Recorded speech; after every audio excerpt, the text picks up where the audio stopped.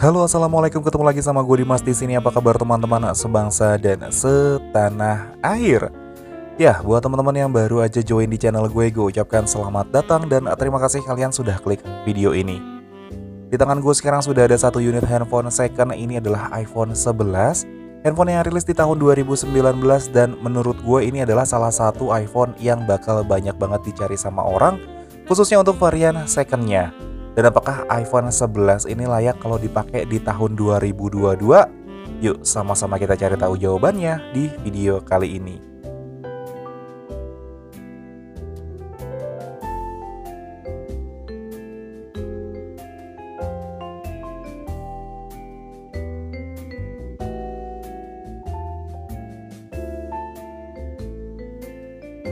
Sebelumnya gue mau disclaimer dulu kalau gue sendiri bukan pengguna iOS. Jadi kalau emang ada kesalahan informasi yang gue sampaikan di video kali ini, tolong dibukakan pintu maaf dan bisa kalian koreksi di kolom komentar di bawah.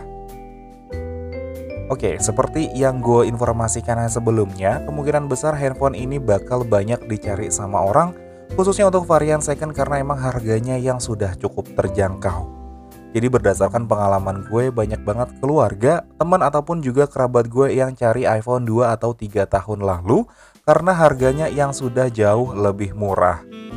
Untuk iPhone 11 second varian iBox dengan internal storage sebesar 64GB, kalian sudah bisa dapetin dengan harga 7-8 juta tergantung dari kondisi yang kalian dapat. Untuk urusan desain, jujur mungkin gak semua orang suka sama desain dari iPhone 11 ini. Dan menurut pendapat gue, jujur untuk iPhone desainnya kayak kurang inovasi dari generasi ke generasi. Gue bilang seperti itu karena memang dari awal desain iPhone itu cukup sederhana tapi memang kelihatan mewah. Coba kita flashback ke beberapa tahun lalu, desain dengan poni seperti ini baru dikenalkan Apple pada tahun 2017 dengan iPhone 10-nya. Dan sampai ke iPhone 13 sekarang desainnya masih mirip, cuma ngebedain bentuk bezelnya yang lagi-lagi kembali ke bentuk desain iPhone 4 dan 5 yang bentuk bezelnya mengotak. Tapi suka nggak suka desain dari iPhone ini banyak menginspirasi brand smartphone lain dan alhasil banyak pabrikan handphone itu yang mengikuti desain dari Apple ini. Beralih ke sektor material, bahan yang digunakan pada iPhone 11 ini perpaduan antara kaca untuk bagian backdoor dan layarnya, serta untuk bagian bezelnya terbuat dari aluminium 7000 series yang memang udah kokoh banget dan feel genggamannya udah solid dan premium banget. Untuk perlindungan layar dan backdoornya sudah dilapisi oleh Corning Gorilla Glass, tapi emang tidak disebutkan Corning Gorilla Glass berapa yang digunakan di iPhone 11 ini. Mungkin gak banyak orang tahu juga kalau iPhone juga sudah punya sertifikasi IP68 yang dimana kita bisa bawa handphone ini menyelam dengan kedalaman 1,5 meter dengan durasi 30 menit. Tapi memang sepengalaman gue, meskipun punya fitur tersebut, banyak dari pemilik iPhone yang gak berani bawa nyelam handphone ini. Oh ya, gue mau tanya sama teman-teman semua di sini, apakah memang benar stereotype bahwa saat orang beli iPhone bukan untuk cari performanya ataupun user experience, melainkan untuk menunjang penampilan? Apakah karena memang harganya yang mahal jadi bikin status sosial seseorang jadi lebih naik? Boleh tulis pendapat kalian di kolom komentar di bawah ya. Terlepas dari benar atau enggaknya stereotype mengenai iPhone, berikut adalah hasil performa dari iPhone 11 ini. iPhone 11 dibekali prosesor buatan mereka sendiri yaitu Apple Bionic A13 dengan fabrikasi di 7 nanometer dengan clock speed maksimal ada di 2,6 GHz. Prosesor ini dipadukan dengan RAM sebesar 4GB dan internal storage yang beragam mulai dari 64GB sampai ke 256GB. Meskipun RAM yang diberikan hanya sebesar 4GB, skor Antutu yang dihasilkan dari iPhone 11 ini ada di 591.809 poin. Dan menurut gue ini sangat luar biasa dan menunjukkan bukti bahwa prosesor dan OS yang dikembangkan sendiri dapat memberikan performa yang paling maksimal. iPhone mungkin satu-satunya pabrikan smartphone yang nggak kasih embel-embel gaming di setiap lini produknya. Tapi kalau dipakai buat main game, handphone ini nggak ada masalah sama sekali. Dan terbukti di beberapa game berat mampu dilibas oleh iPhone yang satu ini. Game pertama yang gue mainin di handphone ini adalah Honkai Impact 3. Game yang cukup berat ini berhasil dijalankan dengan mulus di iPhone 11 ini, dengan grafis default yang diberikan ada di rata kanan dengan settingan di 60 fps. Dan selama kurang lebih 15 menit gue mainin game ini, baterai yang berkurang ada di 5%.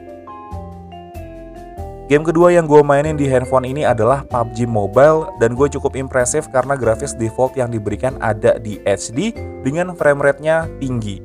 Dan kita masih bisa naikin sampai ke Ultra HD dengan frame rate Ultra. Dan handphone ini bisa menjalankan game ini cukup mulus, bahkan sangat mulus dan tanpa lag sama sekali. Untuk game terakhir yang gue mainin di handphone ini adalah game MOBA sejuta umat, yaitu Mobile Legends.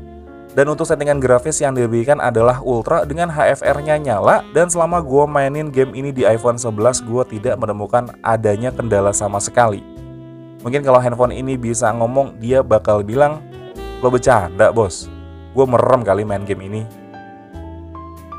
Untuk urusan user interface, iPhone 11 dibekali dengan layar dengan luas 6,1 inci dan panel yang digunakan adalah IPS dengan kecerahan maksimal ada di 625 nits. Tapi kalian jangan anggap remeh panel IPS yang digunakan karena warna yang dihasilkan di layar iPhone 11 ini udah bagus banget. Bahkan kalau gue nggak tahu panel yang dipakai, gue bakal anggap ini panel OLED. Thanks to Apple yang udah bikin teknologi Liquid Retina display di iPhone 11 ini. Selain layar yang udah bagus banget, speaker yang digunakan oleh iPhone 11 ini juga sudah dual stereo speaker dan suara yang dihasilkan udah enak banget buat kuping gue.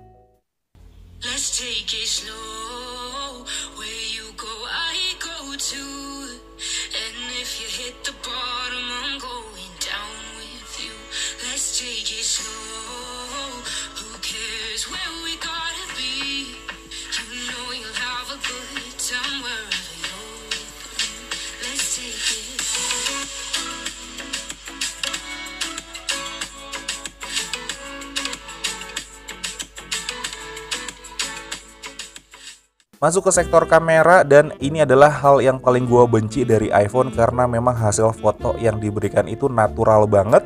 Jadi selama gua selfie pakai iPhone 11 ini, semua foto yang dihasilkan tanpa menggunakan software beautification apapun, yang jadinya muka gue seperti yang bisa kalian lihat sekarang.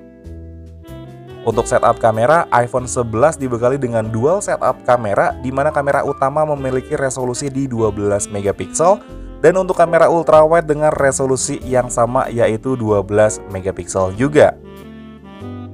Sedangkan untuk kamera selfie hanya single kamera dengan resolusi yang sama di 12 megapiksel.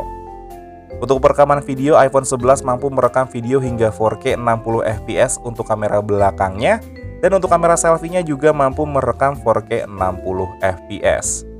Berikut adalah detail foto dan video yang berhasil gue ambil dari iPhone 11 ini.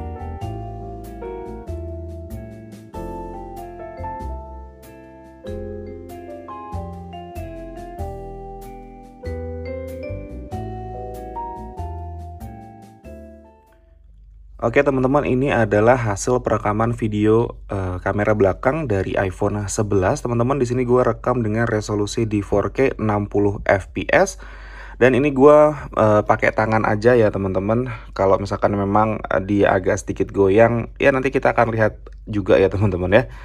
Gue karena memang langsung lihat di sini, nggak pakai komputer gitu ya untuk ngelihatnya. Jadi memang ya seperti ini untuk perekaman video 4K-nya. Ya, untuk detail-detailnya teman-teman bisa tulis di kolom komentar apakah dia hasilnya bagus atau enggak. Dan ini juga mic bawaan langsung dari si iPhone 11 teman-teman ya. Oke teman-teman, ini adalah hasil perekaman kamera depan dari iPhone 11. Di sini gua rekamnya di 4K 60 fps juga sama dari kamera belakang tadi. Dan ini juga mic bawaan dari si iPhone 11 ini. Untuk kualitas audionya, terus kualitas gambarnya, goyang atau enggaknya ya. Ini gue coba goyang-goyangin ya. Goyangnya parah apa enggak gitu ya. Teman-teman bisa tulis di kolom komentar di bawah hasilnya seperti apa.